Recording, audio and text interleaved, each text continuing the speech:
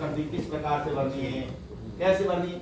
हम बात ये नहीं करेंगे कैसे भरनी है, हम ये करेंगे विभाग ने आपको क्या टारगेट दिए हैं। मैंने बोला था 2 क्वेश्चन टफ होते हैं, ये एक टफ क्वेश्चन है। प्रकृति परीक्षण का जो टारगेट रखा है विभाग ने, वो प्रतिमाह 100 प्रकृति रखी, यानी 100 व्यक्तियों का प्रकृति करना है आपको। 18 वर्ष से अधिक उम्र के महिला और पुरुष, 18 एज क्राइटेरिया जो रखा है 18 ईयर ओल्ड रखा है, 18 वर्ष से अधिक उम्र के महिला और पुरुष का आपको प्रकृति परीक्षण करना है। मासिक लक्ष्य हमें 100 रखा है। मैं तो आपसे हमेशा बात करूंगा, आपको इस 100% वाले टारगेट पे ही आना है।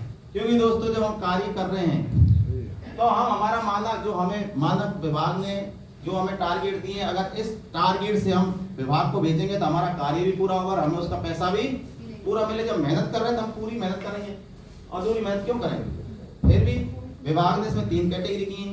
यदि प्रतिमाह आप 30 से 50% यानी 30 से 50 व्यक्तियों का प्रकृति परीक्षण करते हो तो वो पीएलपी के रूप में आपको 50% यानी 250 रुपए मिलेंगे। यदि आप 51 से 70 व्यक्तियों का प्रकृति परीक्षण प्रतिमाह करते हो, यानी 51 से 70 व्यक्तियों का प्रतिमाह आप प्रकृति परीक्षण करते हो तो आपको पीएलपी के रूप में 75% यानी 375 रुपए मिलते हैं। और यदि आप 71 से 100 व्यक्तियों का प्रकृति करते हो तो आपको पीएलपी का पूरा 100% यानी 500 रुपए मिलेंगे।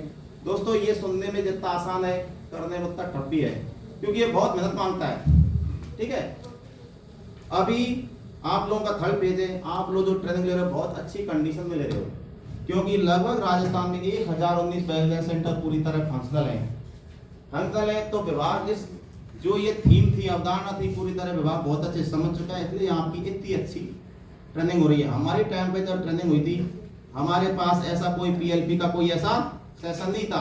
इसलिए आपको बताऊं हम लोगों ने क्या गलतियां की, काम भी किया अच्छे से किया, लेकिन हमारी कम नॉलेज की वजह से या जागरूकता नहीं होने की वजह से हमने गलतियां की और उससे मेरा नुकसान किया, मेरी पूरी टीम का नुकसान किया। गलती क्या की दोस्तों, 2021 में जब हमारी ट्रेनिंग हुई थी, अगस्त 2021 हम लोग की ट्रेनिंग हुई, सितंबर, अक्टूबर और नवंबर 3 महीने हम लोगों का कार्य हो गया। दिसंबर में यानी दिसंबर 21 में फर्स्ट टाइम हमसे पीएलपी का फॉर्मेट मांगा कि आप लोगों ने 3 महीने जो कार्य किया उसके लिए आप पीएलपी भर के दो। नई अवधारणा थी, हमें भी आइडिया नहीं था। फिर हम लोगों ने दर बातें जो होती है हमेशा की जैसे करते हैं अपन। दोस्तों मैंने क्या गलती की, सितंबर के महीने में मैंने 28 लोगों की प्रकृति परीक्षण किया, क्योंकि जो 1 तारीख को रिपोर्ट जाती है तो उसमें सिर्फ यही होता है प्रकृति परीक्षण किया यस, उसमें कोई नंबर का या ऐसी कोई मानक का हमें आइडिया नहीं था। मैंने सितंबर में 28 लोगों का किया, अक्टूबर में 25 का किया और नवंबर में 48 का किया। देखो दोस्तों, अगर मुझे थोड़ी सी नॉलेज होती या जागरूकता होती तो जब मैं 29 लोगों की प्रकृति परीक्षण करता था कम से कम एक तो भर ही देता। अगर मैं 30 लोगों की प्रकृति परीक्षण कर चुका होता तो लगभग मेरे को 250 और मेरी टीम को 2.5 यानी 50% पीएलपी लगभग 700 रुपये मिलती। लेकिन मेरी एक जागरूकता या हमें नॉलेज नहीं होने के कारण मैंने 28 से 29 किए, मैं पीएलपी के रूप में 0 पे रहा। मेरा नुकसान क्या है, मेरी टीम का ओवरऑल में देखूं तो मैंने प्रति माह 1400 रुपए का नुकसान किया। क्यों किया, क्योंकि हमें ऐसे कोई चीजें आइडिया नहीं थी। प्रकृति परीक्षण का फॉर्मेट ऐसा आएगा, ये टारगेट रहेंगे, ऐसे मानक आएंगे, उसके आधार पर हमें करना पड़ेगा। हमें तो आइडिया था पक्का है 5000 तो मिलेंगे, इसलिए कहीं कोई ऐसा नहीं था। इसलिए आप लोगों की गलती नहीं करनी है। जब मैंने आपको नवंबर में किया तो मैं फिर जब 48 कर सकता हूँ, 50 बंदी कर ही सकता था, मैं ये नहीं कहता 70 कर लेता, लेकिन इस नीचे वाले टारगेट पे पहुंच ही जाता तो ओवरऑल मेरे को पर 375 मिलते। ये गलती हम लोगों ने की। जब आप लोग प्रकृति परीक्षण भरोगे तो आपके पास थोड़े दिन में लैपटॉप आएगा, ठीक है, उसमें विभाग की एक पोर्टल बनी हुई है, वो प्रेस करके उस प्रकृति परीक्षण का पेज खोलता है, उसमें आप ऑनलाइन करोगे। ऑनलाइन करने से क्या है, थोड़ा टाइम बचेगा। ऑफलाइन के लिए आप लोग कितने पॉइंट बताएं, कितने पॉइंट पे प्रैक्टिस बताएं। हमारे टाइम में 52 का था, 6 पेज का फॉर्म था। 49 था, आपको 49 क्या है, 6 पेज का फॉर्म था। दोस्तों सुनो, तो आपस में बात नहीं करनी, एक सबको पता है, जो बताएगा एक भी उसमें बोल सकता है। मेरा मोटा बोलने का ये है कि ये as a CHO, as a चिकित्सा अधिकारी प्रकृति परीक्षण 100% आपको ही करना है।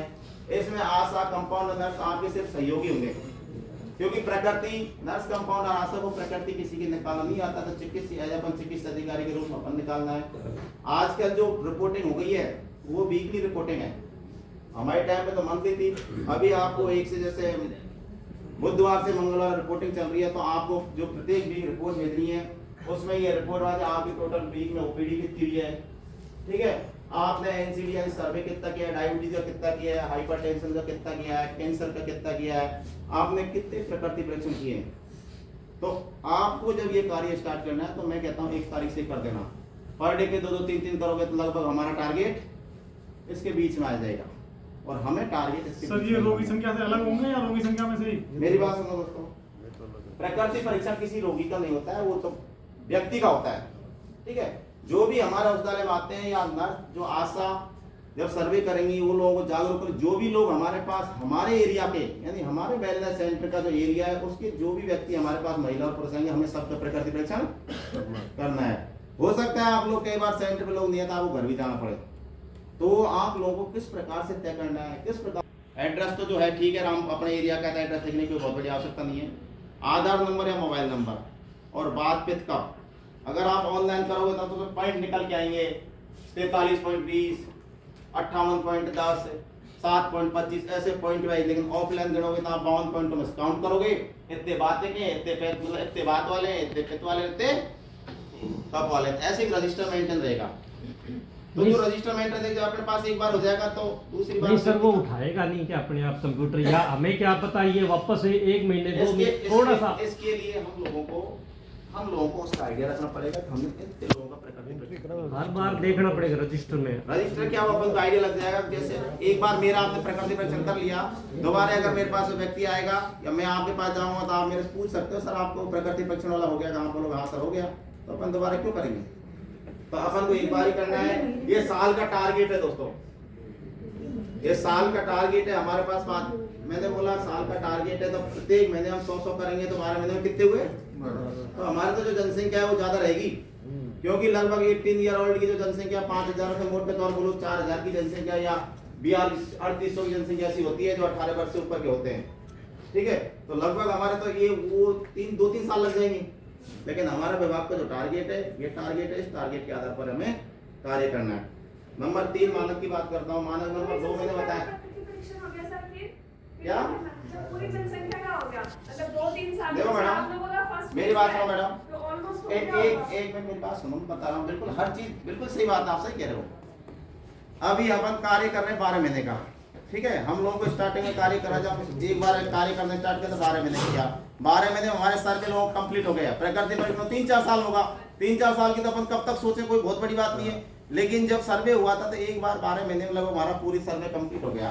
तो वापस जब हमने विभाग से बात की, हमारे अधिकारियों से बात की, तो उन लोगों ने बताया वापस सर्वे करवाना स्टार्ट करा दो।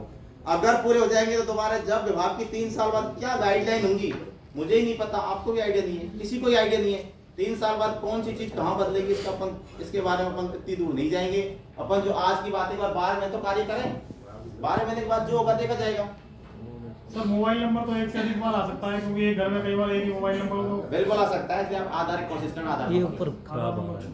ठीक है, मोबाइल से एक परिवार में गांव में कई बार मोबाइल नहीं होते, 4 लोग बीच में एक मोबाइल है, तो मोबाइल नंबर की बहुत बड़ी बात नहीं, आपको आधार नंबर सबका लगना है।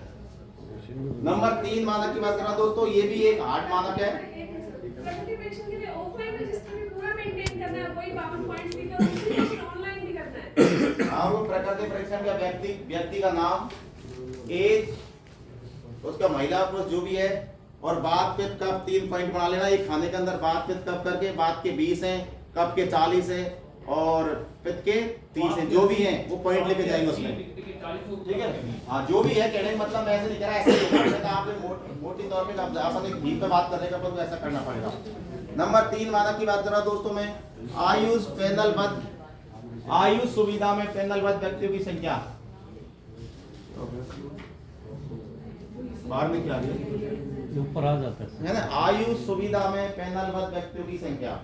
देखो दोस्तों, इसमें आप लोग क्या गलती करोगे, पहले मैं इसका टारगेट बताता हूँ किस प्रकार के टारगेट निकलेगा।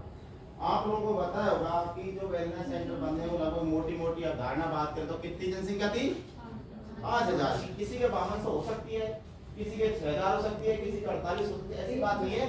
लेकिन जो विभाग की भारत सरकार की जो गाइडलाइन थी वो ये थी 5000 की जनसंख्या पर एक वेलनेस सेंटर होना है। जो स्टेट है अपना राजस्थान, इसमें जनसंख्या घनत्व ठीक है इसलिए यहाँ 5000 की रखी है। कई जो ऐसे स्टेट हैं, कई ऐसे राज्यों से पूर्वोत्तर राज्य हैं जहाँ पे जनसंख्या घनत्व बहुत कम है, पहाड़ी इलाके हैं, बहुत दूर जनसंख्या बहुत कम है, वहाँ लगभग 3000 की जनसंख्या रखी है।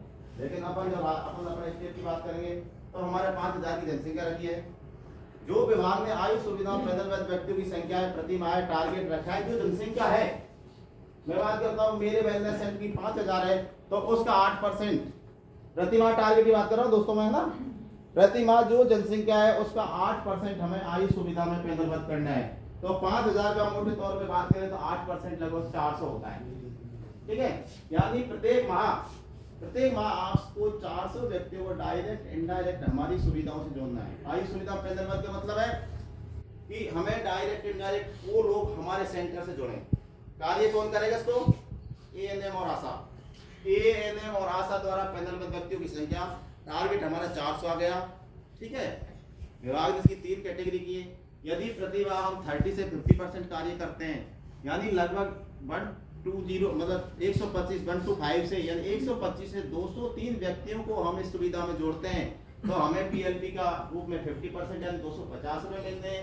यदि हम 51 से 70% यानी 204 से 283 204 से 283 व्यक्तियों को इस सुविधा में जोड़ देते हैं तो हमें पीएलपी के रूप में 75% यानी 375 रुपए मिलते हैं।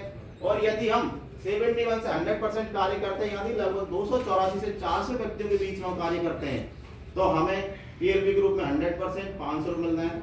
दोस्तों गलती क्या होगी इसमें, अब मैं बताता हूँ आप लोगों को गलती क्या होगी। हमारे टाइम पे हमें ऐसा आइडिया नहीं था कि ऐसा कोई मानते को बात नहीं करना, बात करने से क्या होता है जो मैं आपको बताना चाहता हूँ ना वो चीज मेरे निकल जाती है। जब हम लोगों को ऐसा आइडिया नहीं था कि ऐसा कोई मानक आना है, हम लोगों ने क्या किया कि जैसा अभी आपके टारगेट रहेंगे कि आशा है 5 आपकी आशाएं हो गई, आप एक फैमिली फोल्डर भराओगे, बताया होगा सर ने कि ये फैमिली फोल्डर है और सीबैक सर्वे। सीबैक सर्वे की एज क्राइटेरिया बताया हुआ 30 to 65 ईयर ओल्ड यानी 30 से 65 वर्ष की जो बच्ची है उनका आपको एनसीडी का जो सर्वे करना है। जो फैमिली फोल्डर भरना है, फैमिली फोल्डर का फॉर्मेट बताया था आपको कैसा होता है, बताया भी होगा, बता दिया है ना, लेकिन फिर ही बता देता हूँ मैं क्या बताना चाह रहा हूँ। देखो ये फैमिली फोल्डर का सर्वे है, इसमें सामने फैमिली के मेंबरों की संख्या है कितनी लिखी हुई है? 5 लिखी हुई है। गलती क्या हुई थी कि हमें आइडिया था, हमने आशाओं को ऐसे एक आशा को 10 फॉर्म दे दिए, ठीक है। 5 आशाओं को कितने फॉर्म दे दिए? 50 फॉर्म दे दिए। एक आशा 1 2 3 4 5 करके एक फॉर्म में 5 लोगों को लेके आई तो एक आशा 10 फॉर्म 50 लेके आई और 5 आशाएं कितनी लेके आई? 250 250 लेके आई। किसी परिवार में उन लोगों ने क्या किया, 5 जो मेंबर थे जो अधिक एज के थे, जो अधिक उम्र के थे, 18 साल 24 साल 30 साल 50 साल 60 साल, वो जो जब घर में जो बड़े व्यक्ति थे उन 5 व्यक्तियों के लोगों ने नाम ले दिया। तो 6 साल 8 साल 10 साल का जो बच्चा था, क्योंकि खाने ही 5 थे तो उन लोगों ने, मैंने क्या बोला स्टार्टिंग में, आशा वही कार्य करेगी जो आप अपना दिमाग से बिल्कुल कार्य नहीं करेंगी। 5 करके गए, देखो दोस्तों मेहनत ही पूरी की, ठीक है।